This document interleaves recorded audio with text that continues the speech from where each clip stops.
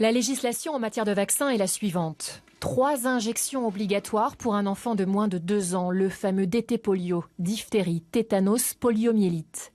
L'année prochaine, la ministre de la Santé va imposer 8 vaccins supplémentaires, jusqu'ici simplement recommandés. Au total, 10 injections, échelonnées sur 2 ans, contre des maladies potentiellement mortelles chez les jeunes enfants. Je pense que c'est nécessaire et indispensable pour que toute la population soit en bonne santé.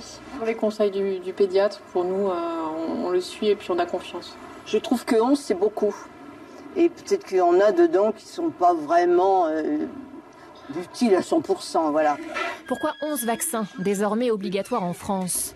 Une nécessité de santé publique pour le gouvernement, une évidence pour ce pédiatre face à la résurgence de maladies qui avaient pourtant été éradiquées. Une maladie comme la rougeole, si on n'arrive pas à ce que 95% de la population soit vaccinée, eh ben la maladie continue à circuler et peut même infecter des vaccinés.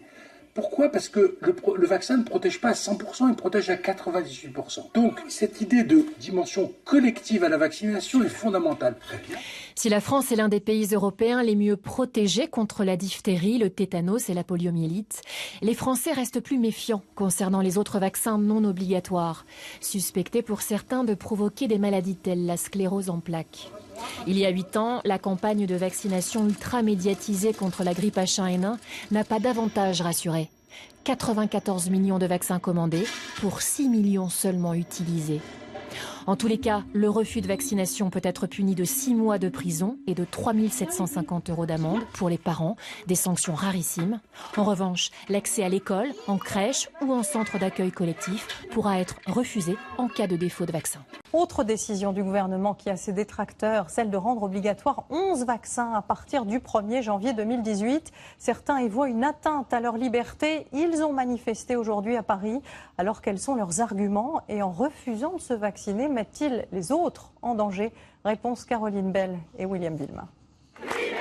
Ils sont venus de toute la France crier leur colère sous les fenêtres de la ministre de la Santé. Agnès Buzyn souhaite rendre obligatoire 11 vaccins pédiatriques au lieu de 3. Dans l'assistance, certains ne sont pas anti-vaccins, mais sont venus défendre une liberté de choisir. Je ne pense pas qu'on va vacciner nos enfants contre 11 maladies. Je pense que c'est insensé. D'autres affichent clairement leur rejet de la vaccination. Si un système immunitaire est compétent, ça va peut-être passer, mais s'il n'est pas compétent, c'est du poison. Cet appel à manifester est parti d'un forum sur Internet où se répandent les associations anti-vaccins. Théorie du complot, du mensonge, défense d'une médecine naturelle. Les messages trouvent un certain écho dans une population échaudée par le fiasco des campagnes contre l'hépatite B et la grippe H1N1.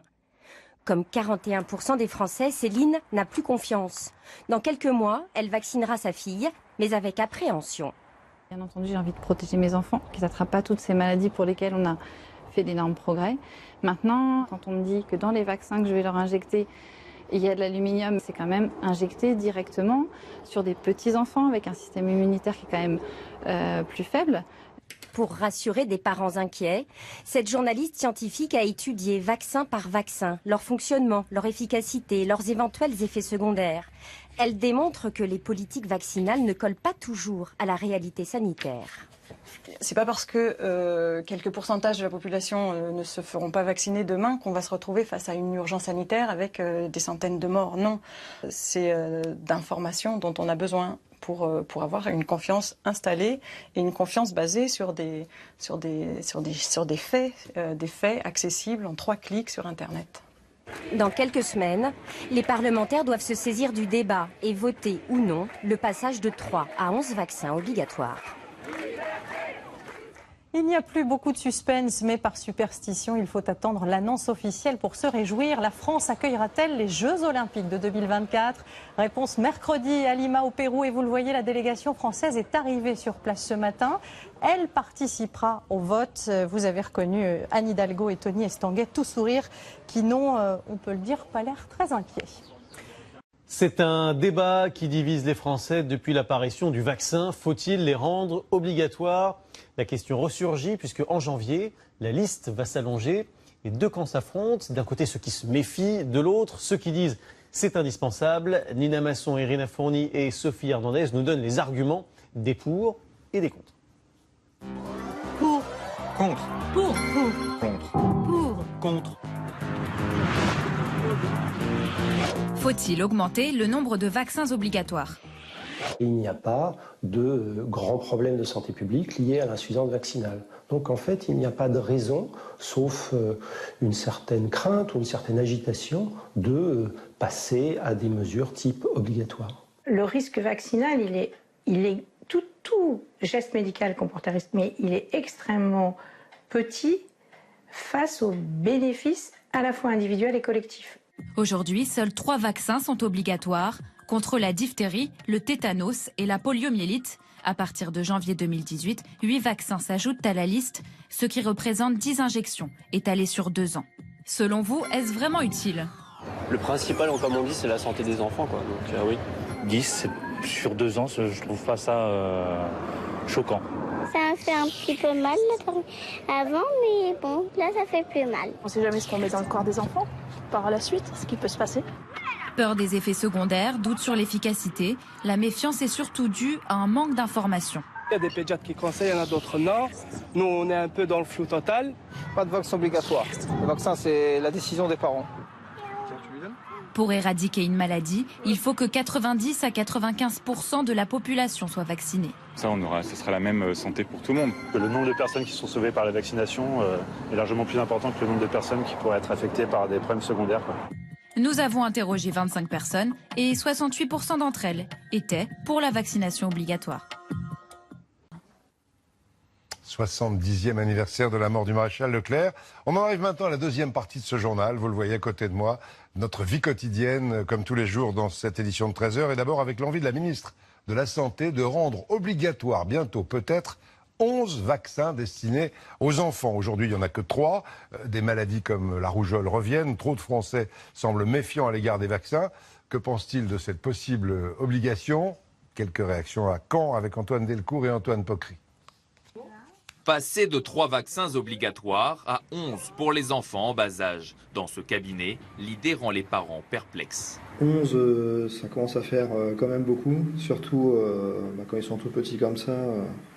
Ça peut faire des complications. Plus ça va, plus on nous dit il faut des vaccins, il faut des vaccins, il faut des vaccins pour ci.